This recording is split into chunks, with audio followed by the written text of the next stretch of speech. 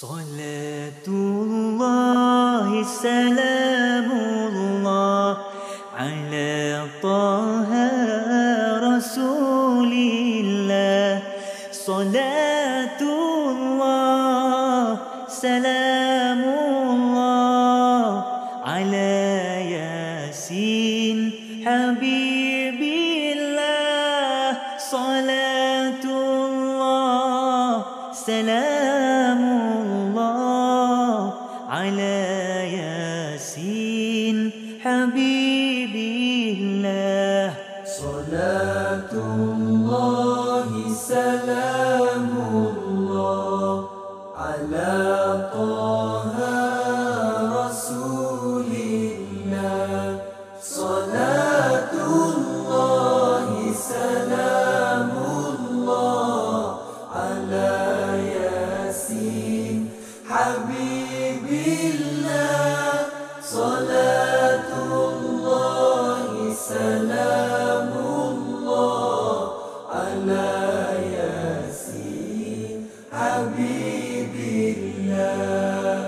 توسلنا ببسم الله وبالهادي رسول.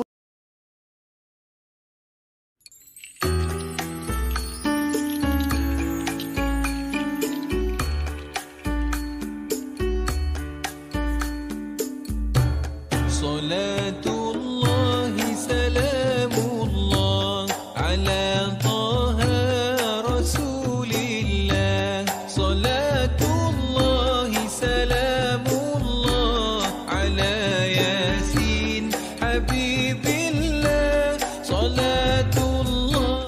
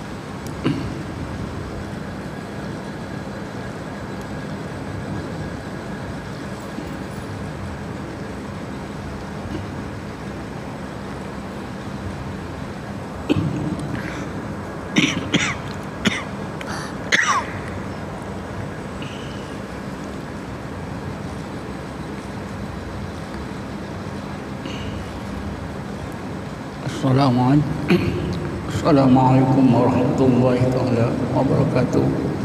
A'udzubillahi minasyaitonir rajim. Bismillahirrahmanirrahim. Alhamdulillahil qail kullu nafsin bima kasabat rahina illa ashabul yamin fi jannatin yatasaalun 'anil mujrimin ma salakakum fis saqar qalu lam naku minal musallin wa lam naku nut'imul miskin wa kunna nakhudu ma'al khaidin wa kunna nukadzibu biyaumiddin hatta atana al-yaqin. Asyhadu an la ilaha illallah wahdahu la syarika lah wa asyhadu anna Muhammadan abduhu wa rasuluh. Allahumma salli ala sayyidina Muhammadin nuril anwar wa ala alihi al-azhar wa asbil akhyar wa sallim tasliman katsira.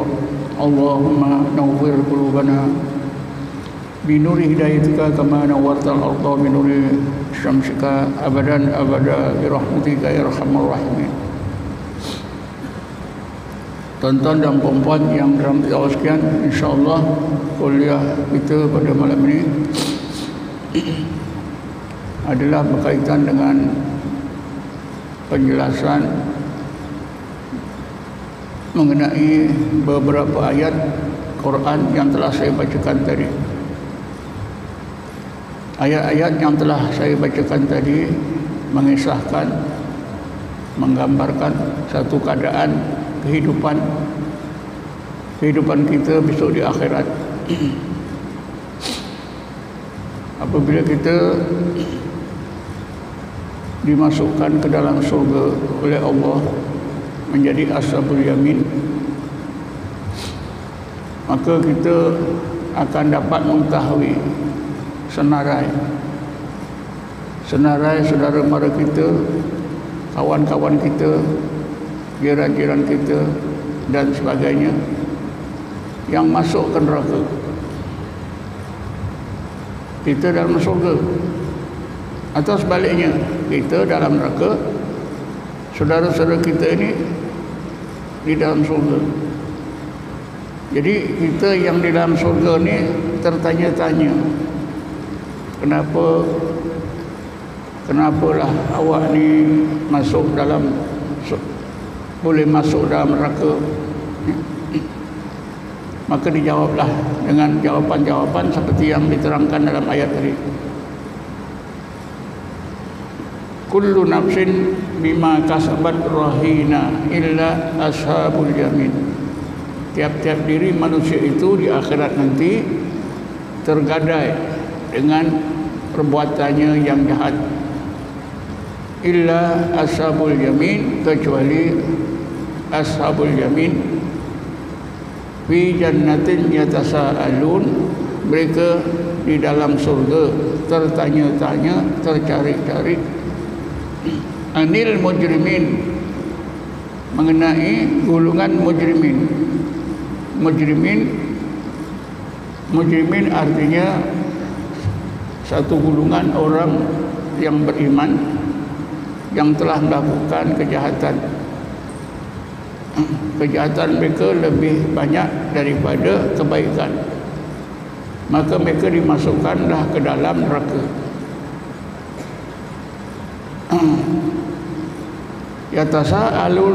Yatasaaluna anil mujrimin, bertanya-tanya, yatasaalu anil mujrimin, tanya-tanya, selidiklah, kenapalah Pak Ngah, kenapalah Ustaz, kenapalah Tuan boleh masuk dalam neraka ni? Maka jawapannya ada 4, diringkaskan oleh Allah. Yang pertama, lam naku minal musallin. Sebab yang pertama, di dunia dulu tak solat. Yang kedua, lam naku nut'imul miskin. Yang kedua, tidak memberi pertolongan kepada orang-orang miskin walaupun ada kemampuan. Yang ketiga, wa nahnu nakhudhu ma'al khalidin. Yang ketiga, kami berlarut-larut dalam dosa, kami tak sedar hinggalah mati. Yang keempatnya, wa kunna nukadzibu biyaumiddin. Kami di dunia dulu tak percaya adanya hari kiamat. Hatta atanal yakin, sehingga kami mati. Jadi tuan-tuan, mengenai solat, membantu, usaha kita membantu orang-orang miskin, insya-Allah kita lakukan. Begitu juga mengenai hari kiamat, mungkin kita juga percaya. Tapi yang ketiga tuan-tuan, wa kunna nakhudhu ma'al khaidin. Kami berlarut-larut dalam dosa, tak sedar hingga mati. Ni. Jadi saya nak bincangkan pada malam ni masalah dosa yang berlarut-larut, yang kita tak sedar sampai mati.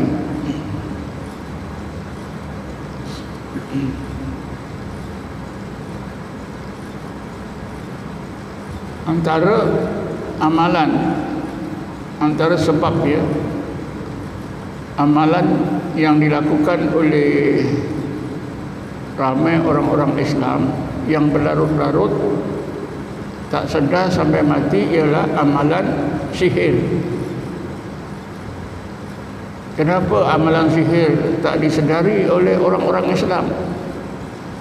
Karena amalan sihir yang diamalkan itu disangkanya amalan yang betul, disangkanya diyakini amalan Islam.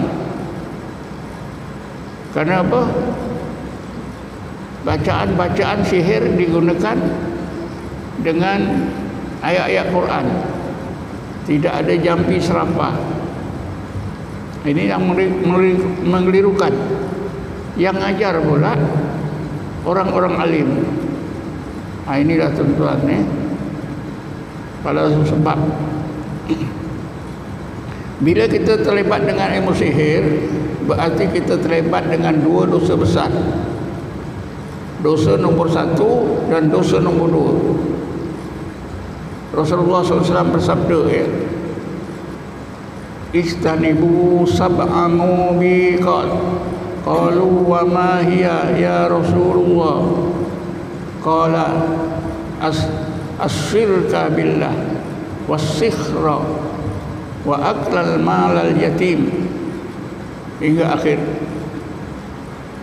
Rasulullah bersabda, jauhilah 7 perkara yang kalau kamu lakukan boleh menyebabkan kamu masuk ke neraka. Maka sahabat bertanya, apakah dia 7 perkara itu ya Rasulullah? Rasulullah menjawab, yang pertama syirik, menyekutukan Allah. Yang kedua sihir. Syirik dosa nombor 1, sihir dosa nombor 2. Seseorang yang terlibat dengan amalan sihir, dia akan dapat dosa nombor 1 dan dosa nombor 2. Karena sihir itu adalah ilmu setan.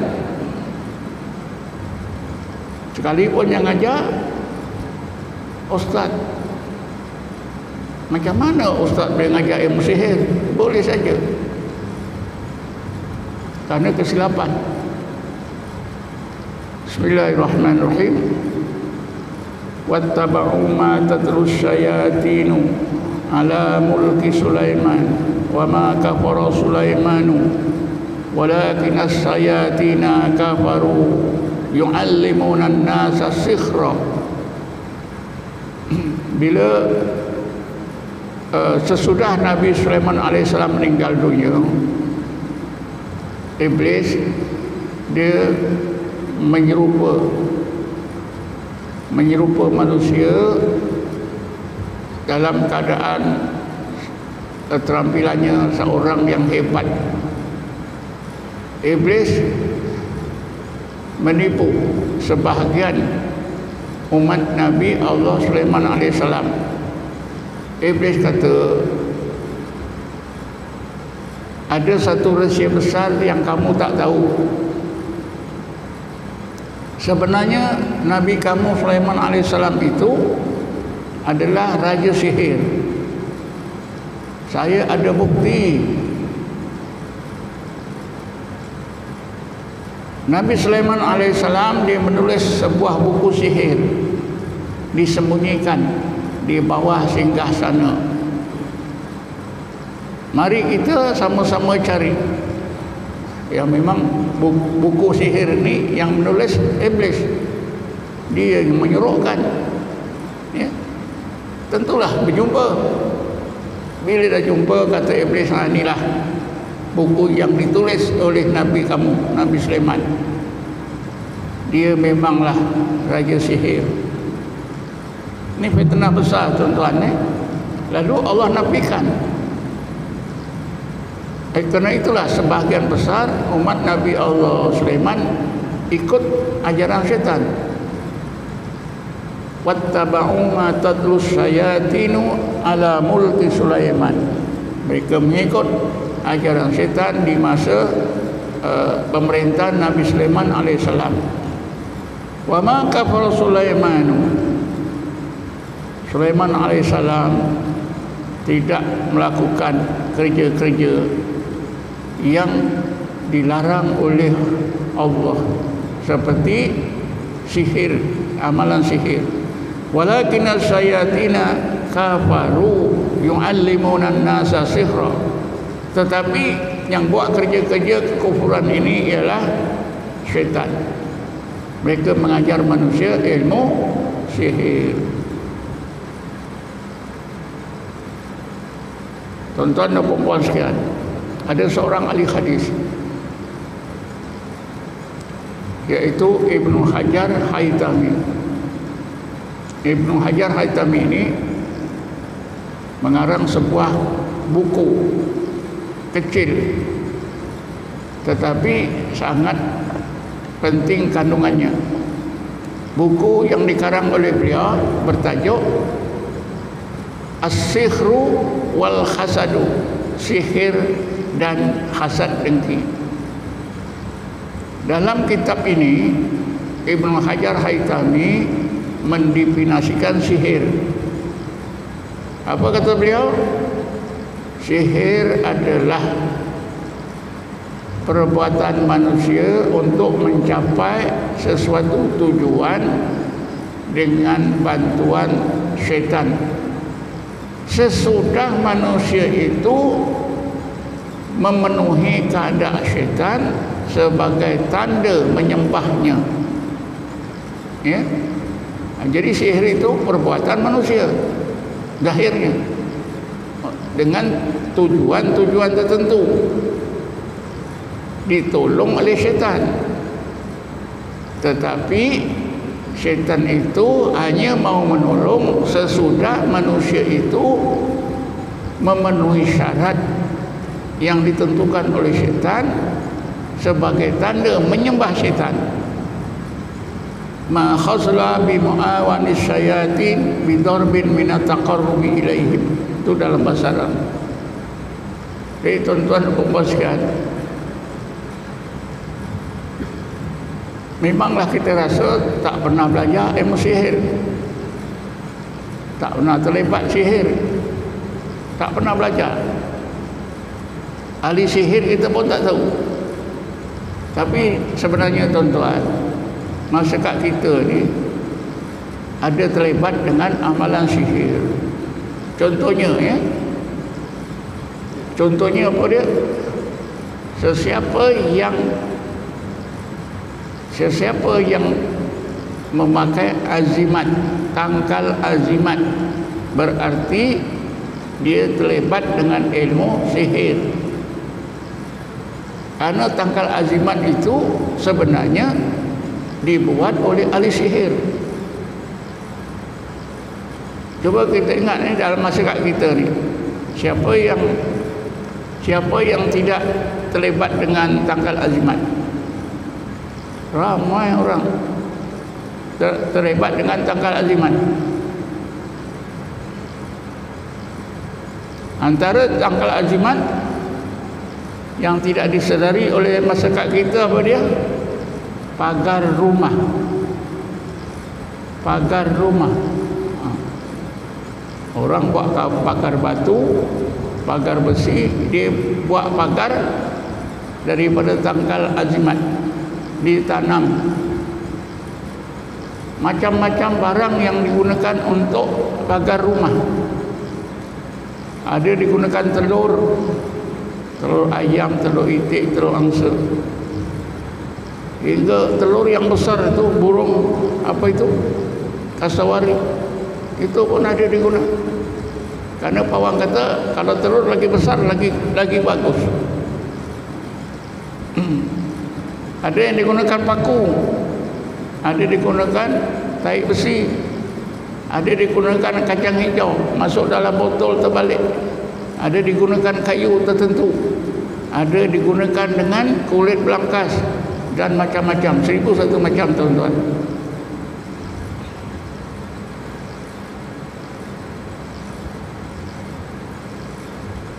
Kita percaya benda yang kita tanam tadi boleh menjaga rumah kita daripada perompak, boleh menjaga keselamatan keluarga kita daripada sihir, daripada hasad dengki. Itu kan sudah terang-terang syirik tuan-tuan. terang-terang syirik.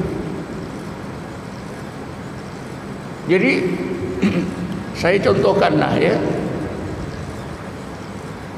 seorang ustaz ni keluaran Timur Tengah. Dia sakit dah bertahun, datang pusat rawatan saya. Dia kata sakit dada, ulu hati, susah tidur. Berapa tahun? Dah banyak tahun. Dah pergi hospital sudah, doktor sudah, dah puas. Jadi saya dah biasa ya. Antara kesan pagar rumah ni ialah tak boleh tidur, sakit dada, sakit ulu hati, romseng. Saya pun tanya, Ustaz ada tak buat pagar-pagar rumah? Dia terperanjat, pagar rumah. Apa pagar rumah? Yalah, Ustaz ada tanam tak benda-benda keliling rumah? Ada. Apa yang Ustaz tanam? Paku. Paku apa? Paku besi. Ustaz ambil dari mana? Kawan belajar juga di Timur Tengah. Kawan tu dari mana saya tak tahu. Jadi saya kata ginilah, hari ini Ustaz tak usah berubat. Ustaz balik ya, ambil 4 batang paku yang Ustaz tanam. Ustaz ni jawab, macam mana pula saya nak ambil? Saya pun dah lupa. Tapi saya tahulah 4 penjuru rumah. Saya kata, Ustaz kalau ada tajak cangkul, tarik dekat kawasan itu, tarik, nanti insya Allah tersangkut. Dia balik, dia buat betul. Daripada 4 dapat 3. Saya pun ambil, saya buat. Dengan serta-merta tuan-tuan, Ustaz itu sembuh. Dia boleh tidur, sakit dadanya hilang. Ya. Takdirnya Ustaz ini tak dapat pertolongan seperti yang saya tolong sampai mati. Berarti apa tuan-tuan? Sampai mati. Anak cucunya akan menanggung akibat. Ya. Dan dia sendiri pun tidak bersih. Ada unsur sihir, syirik. Sebab dia sudah menyerahkan keselamatan dirinya pada paku. Allah sepatutnya dia serah pada Allah. Takwa, tawakal pada Allah. Dia sudah tukar tawakal kepada paku yang ditanam. Syirik. Ada dosa sihir, ada dosa syirik sampai mati. Ini kerja-kerja syaitan tuan-tuan. Saya ceritakan satu lagi ya, supaya terang. Saya dipanggil oleh satu keluarga di Pulau Indah. Ustaz tolonglah datang ubatkan mak ni. Mak dah tak boleh bangun. Nak datang klinik Ustaz tak boleh. Saya pun datang. Bila saya datang, saya dapat dialog jin dalam badan makcik ni.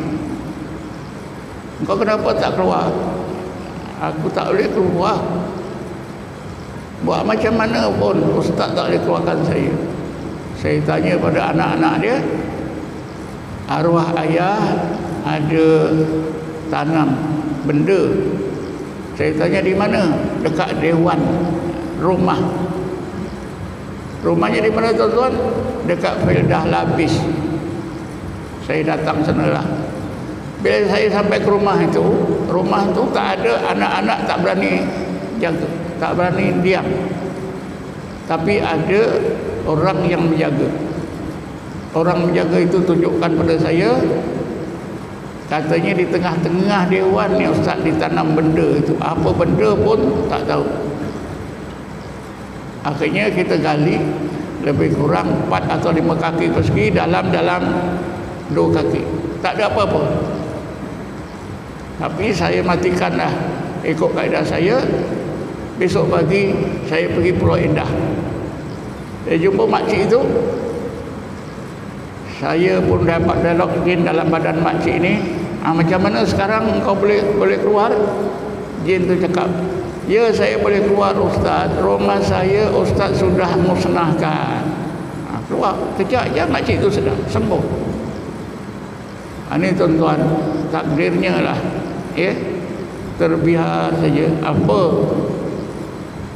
Apa hal yang sebenarnya si bapa yang buat pagar rumah anak cucu akan menerima sakit turun temurun. Tuan-tuan dan puan sekalian, untuk menjelaskan lagi, ya, firman Allah Ta'ala tadi, wa kunna nakhudu ma'al khaidin, supaya lebih jelas kita baca satu ayat yang lain, ayat 128 surah Al-An'am. Bismillahirrahmanirrahim. Wa yauma yahsyuruhum jami'a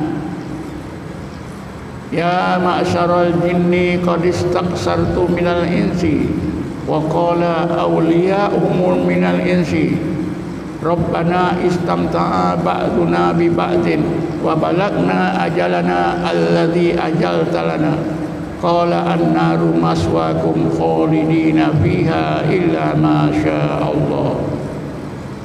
Pada hari dikumpulkan semua di padang mahsyar, manusia, jin dan syaitan. Allah berfirman, wahai golongan syaitan, kamu telah menyesatkan ramai manusia. Allah dah beritahu kepada kita, wahai golongan syaitan, wahai golongan jin-jin yang jahat-jahat, kamu telah menyesatkan ramai manusia. Qad istaksartu minal insi, maka berkatalah manusia yang menjadi rakan kongsi syaitan itu, wa qala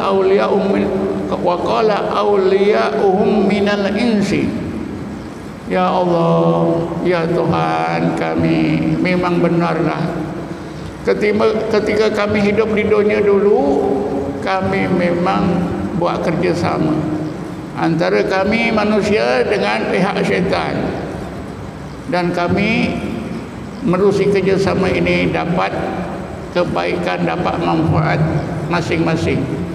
Pihak syaitan pun dapat, pihak kami manusia pun dapat. Tetapi ya Allah, dalam keadaan itu tiba-tiba ajal yang kau tetapkan sampai, kami mati tanpa dapat bertobat. Apa firman Allah Ta'ala? Qala an-naru maswakum khalidina fiha illa ma sya'allah. Kalau begitu, tempat kamu, wahai manusia, wahai syaitan, tempat kamu semua adalah di neraka, kekal selama-lamanya di dalam neraka itu.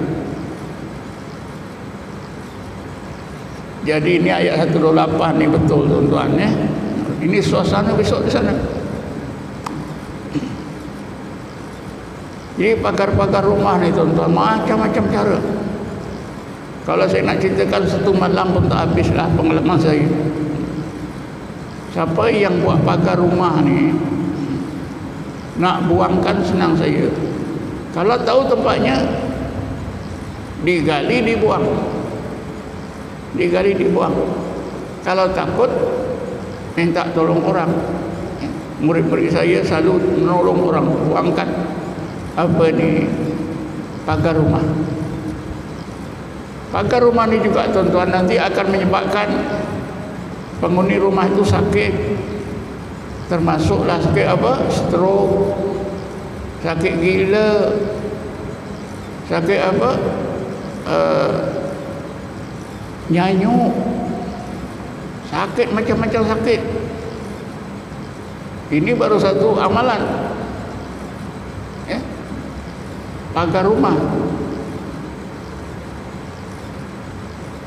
Sihir juga digunakan dalam amalan-amalan masyarakat kita. Seperti apa dia? Amalan yang berkait kalau orang perempuan dengan kecantikan, seri muka, ilmu syarat tubuh wanita. Kalau orang lelaki, ilmu yang berkait dengan kegagahan, kehebatan, ya. Ini semua merupakan ilmu sihir. Bila 13 Mei berlaku, ramailah orang kita terlibat dengan sihir, belajar ilmu kebal, belajar ilmu itu, belajar ilmu ini. Tak cukup ilmu yang diamalkan, pakai selendang merah, ya, pakai tali pinggang merah, ada azimat yang diikat di lengan, macam-macam, 1001 macam. Kalau saya cerita satu malam tak habis. Seorang kawan saya, ustaz, dia belajar apa? Belajar menerbangkan pedang, keris, parang, ya. Puasa, baca ayat tertentu, wirid berhari-hari, puasa pun 40 hari. Sesudah habis puasa, saya cabar, cuba terbangkan pisau ni kecil je. Tak boleh terbang. Kata saya, manusia yang pandai menerbangkan senjata ni orang Dayak. Orang Dayak pandai. Bukan saya terbang, tuan-tuan. Dia boleh menari. Pedang ni boleh menari di udara. Tapi itu adalah kerja-kerja syaitan. Jadi tuan-tuan dan puan sekalian, ilmu sihir ini memanglah ilmu syaitan, tetapi itulah, ya, kita tak dapat membezakan antara ilmu yang hak dengan ilmu sihir.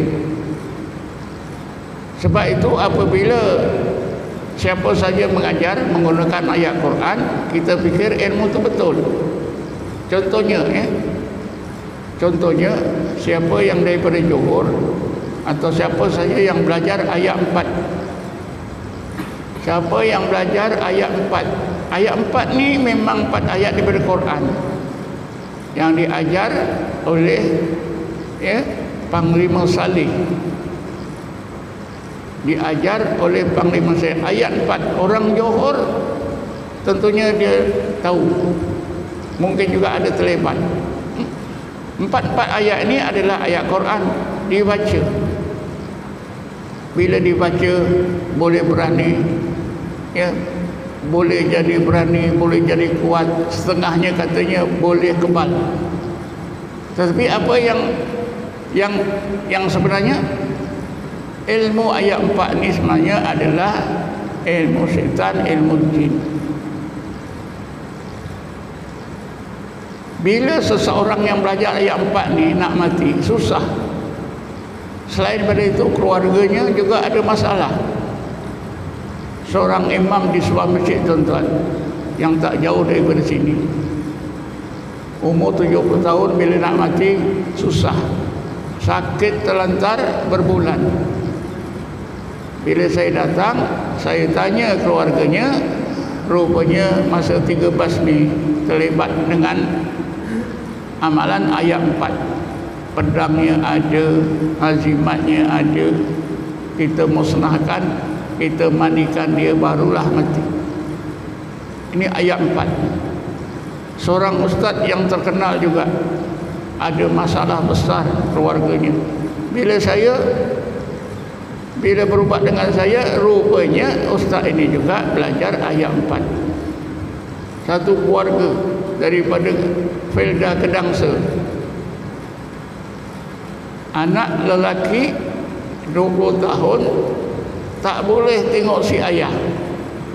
Bila tengok si ayah akan ambil parang nak bunuh ayah. Saya dipanggillah ke rumah. Saya tanyalah si ayah, masa 13 Mei dulu ada tak belajar ayat 4? Ada. Ada tak pedangnya? Ada. Ada tak selendang merah? Ada. Kita ambil semua ni, tuan-tuan, kita musnahkan, barulah si anak ini boleh serumah dengan ayah. Ayat-ayat 4 yang ajar pun orang-orang alim. Kita tak sangka ayat 4 ni adalah yang diajarkan yang berasal dari Panglima Saleh adalah merupakan ilmu sihir. Begitu juga tuan-tuan, bila di zaman sekarang pusat-pusat rawatan Islam tumbuh di merata-rata tempat. Orang kata pusat rawatan Islam ni tumbuh seperti cendawan lepas hujan. Di mana-mana ada. Yang menawarkan pusat rawatan ni, khidmat rawatan ini ialah ustaz-ustaz.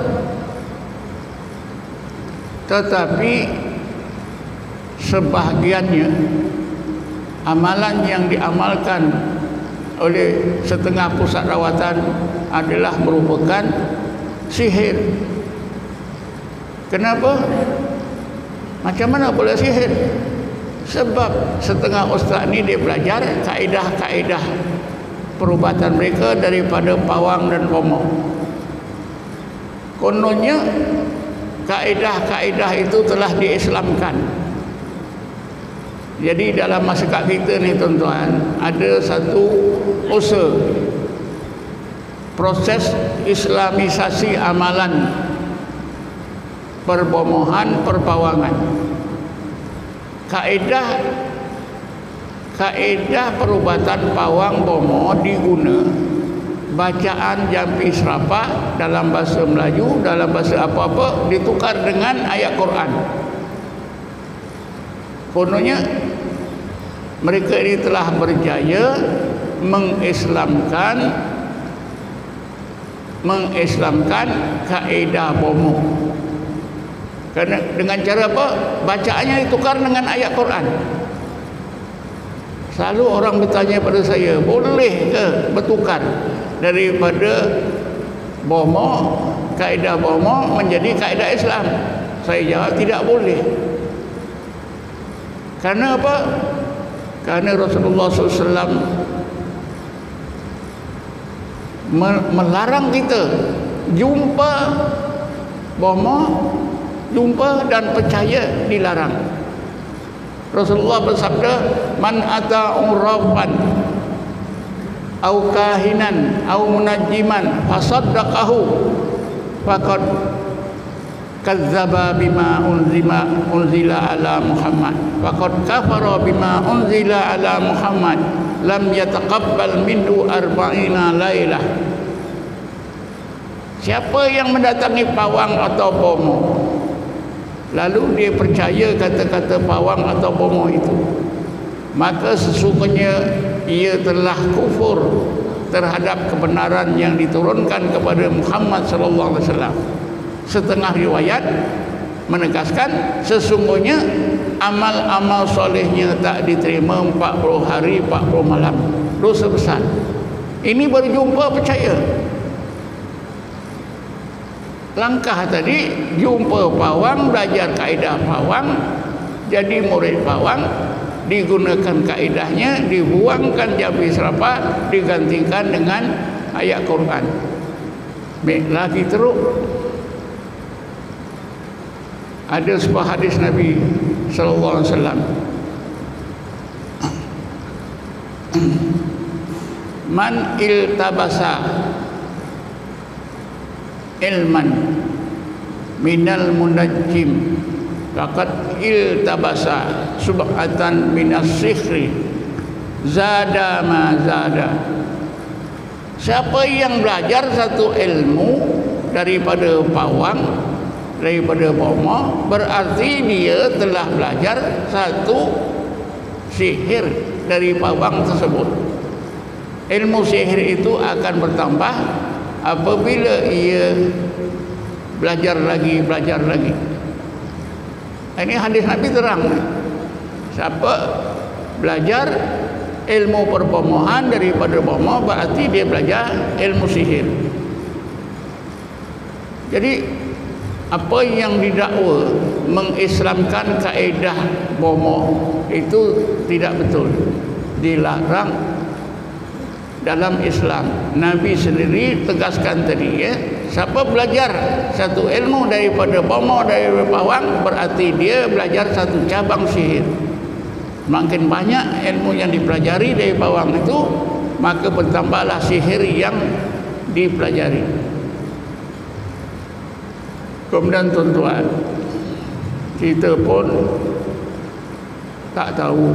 Bila tak tahu, berlarut-larutlah dalam dosa syirik dan dosa sihir, kita mati. Tadi dah ayat 128 surah Al-An'am, an-naru maswakum khalidina fiha illa masyaallah. Tempat kamu adalah di neraka, kekal selama-lama.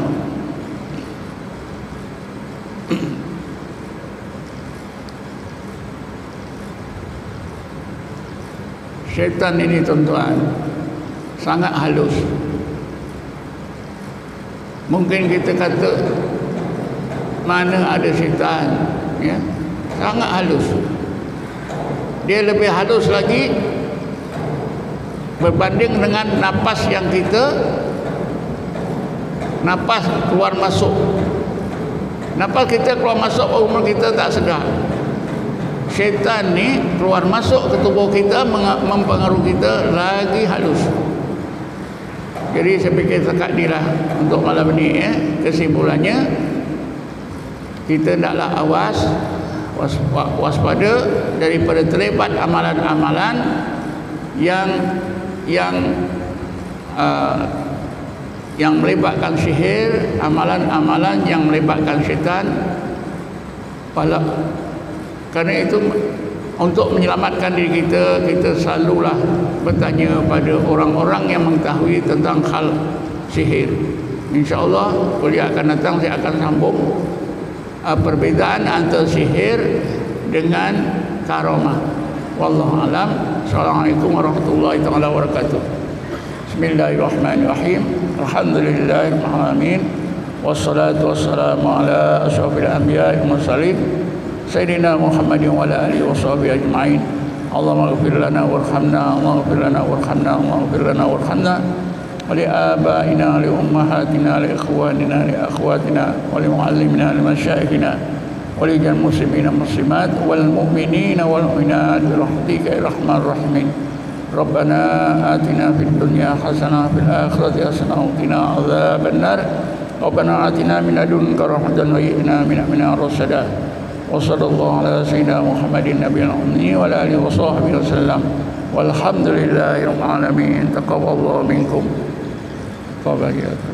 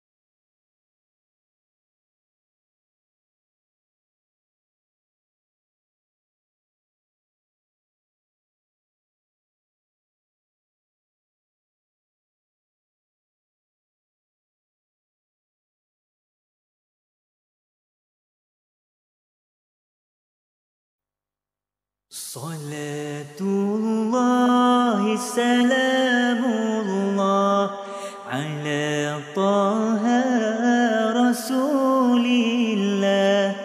صلاة الله سلام الله على ياسين حبيب الله صلاة الله سلام الله على